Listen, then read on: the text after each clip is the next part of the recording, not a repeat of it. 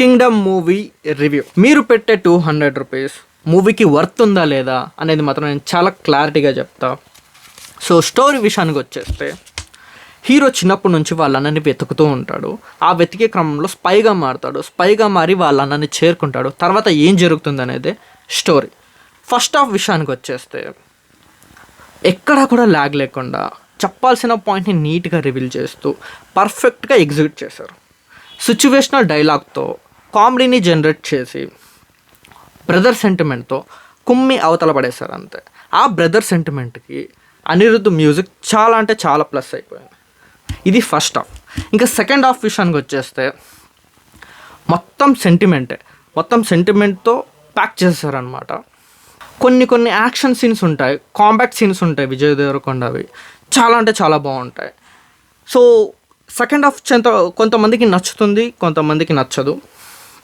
Depends upon them అనమాట. ఎవరికైతే emotional journey కావాలి అనిపిస్తూ ఉంటుందో వాళ్ళకు మాత్రం చాలా బాగా కనెక్ట్ అవుతూ ఉంటుంది. అండ్ పర్ఫార్మెన్స్ విషయానికి వచ్చేస్తే Vijay Deverakonda he nailed it. And Satyadev కూడా సేమ్ పర్ఫార్మెన్స్ని మ్యాచ్ చేయడానికి ట్రై చేశాడు.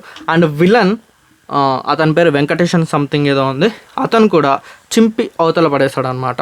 ఇంకా భాగ్యశ్రీ విషయానికి వచ్చేస్తే తన క్యారెక్టర్కి అంత స్కోప్ ఉంది అంటే లేదు. తను చాలా లిమిటెడ్ సీన్స్లో మాత్రమే ఉంటుంది. హార్డ్లీ ఒక 4 to 5 సీన్స్లో మాత్రమే ఉంటుంది. ఆ 4 to 5 సీన్స్లో క్యారెక్టర్ డ్రివెన్ స్టోరీ అనమాట కంప్లీట్గా. ఎక్కడ ఈ సీన్ పెట్టాలి లేదా ఏదో ఒకటి సాంగ్ పెట్టాలి, వీళ్ళిద్దరికి డ్యూట్ పెట్టాలి, అలాంటి ఏం చెత్త లేకుండా చాలా అంటే చాలా క్లీన్గా వెళ్ళిపోయింది అనమాట. స్టోరీ యాక్చువల్లీ కంప్లీట్గా ఎలా ఉంటుంది అంటే మొత్తం స్టోరీ డ్రివెన్ అనమాట.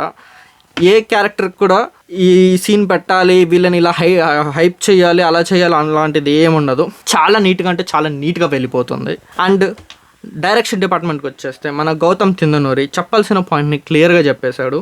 పార్ట్ 2కి కనెక్ట్ చేయడానికి చాలా ట్రై చేశాడు, కానీ అది వర్కౌట్ అయ్యిందా అంటే వర్కౌట్ అవ్వలేదు. అండ్ ఇంకా సినిమాటోగ్రఫీ డిపార్ట్మెంట్కి వచ్చేస్తే మంచి విజువల్స్, మంచి లొకేషన్స్తో చాలా బాగా చూపించాడు. And music obviously Anirudh music obviously తోపుగానే ఉంది. కానీ ఒకటే మ్యూజిక్ని ఆల్ ద టైమ్ అదే వాడినట్టు రిపీట్ మోడ్లో ఉంటుందన్నమాట. అదొక్కటే మైనస్ అనిపిస్తుంది. అండ్ ఓవరాల్గా మూవీ ఎలా ఉంది అంటే, ఈజ్ ఇట్ వర్త్ అంటే నేను ఒకటే డైలాగ్ చెప్తా, ఇది మనం చేసిన పనులన్నీ వర్తే వర్మ, వర్త్. నువ్వు నీ కళ్ళతో చూసావా? కళ్ళు చెదిరిపోయేలా ఉంది వర్మ, మైండ్ బ్లోయింగ్, ఏరే లెవెల్. సో అదనమాట. సో ఎవరికి ఈ మూవీ నచ్చుతుంది అంటే, ఎవరికైతే యాక్షన్ మూవీస్ అంటే ఇష్టమో, ఎవరికైతే ఎమోషనల్ మూవీస్ అంటే ఇష్టమో వాళ్ళకి మూవీ చాలా బాగా నచ్చుతుంది. వాళ్ళు ఎక్కడ కూడా ఎవరిని కూడా అడగకుండా డైరెక్ట్గా వెళ్ళి మూవీ చూసేయచ్చు. కానీ సెకండ్ హాఫ్ మాత్రం నేను ప్రామిస్ చేయలేను, ఎందుకంటే కొంతమందికి నచ్చుతుంది, కొంతమందికి నచ్చదు.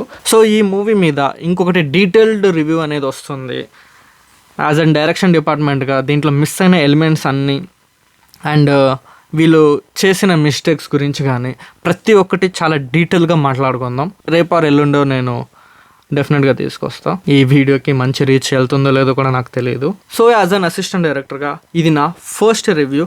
మీ బ్లెస్సింగ్స్తో ఇలాంటి రివ్యూస్ని ఇంకెన్నో తీసుకురావాలని చెప్పేసి కోరుకుంటున్నా. ప్లీజ్ అందరూ సబ్స్క్రైబ్ చేసుకోండి. అండ్ నా నెక్స్ట్ వీడియో నేను బౌండ్ స్క్రిప్ట్ని రెడీ చేస్తున్నప్పుడు సుమారుగా ఒక 50 నుంచి 100 లవ్ స్టోరీలు వినుంటా. ఆ లవ్ స్టోరీలో టాప్ 10 లవ్ స్టోరీస్ని నేను మీకు షేర్ చేస్తా.